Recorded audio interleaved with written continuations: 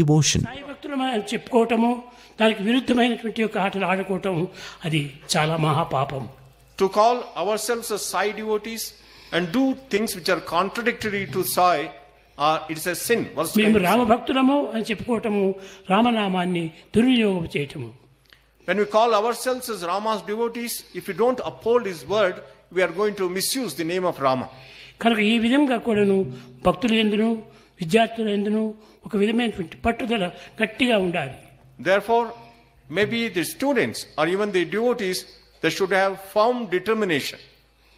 ఫలానా కాలేజీలో చదివినటువంటి విద్యార్థులము అని పేరు పెట్టుకుంటానే ఎంతనో ఆనందించాలి.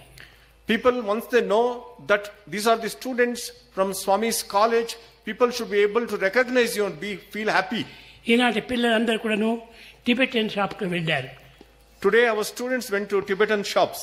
వాళ్ళందరూ కూడా సాయిబాబా సాయిబాబా సాయిబాబా భక్తులు సాయిబాబా భక్తులు అని చాలా వర్ణించి అందరూ రండి బ్రదర్ అని ఎంతో గౌరవించారు.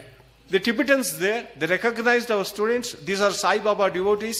Therefore, they respected them, invited them, and welcomed them to their shops. ఈ విధంగా గౌరవాన్ని మనం సంపాదించాలి. That kind of respect we have to earn.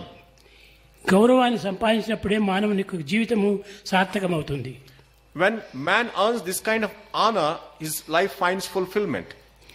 కనుక విద్యార్థులు కానీ భక్తులు కానీ మనం బయట ప్రదేశంలోకి వెళ్ళినప్పుడు ఏ సంఘంతో చేరినప్పటికీ ఆ సంఘం యొక్క వాతావరణాన్ని మనం అందుకోకూడదు. Therefore, students and devotees, when they go outside, you may be able to meet many kinds of people, but you should not follow them.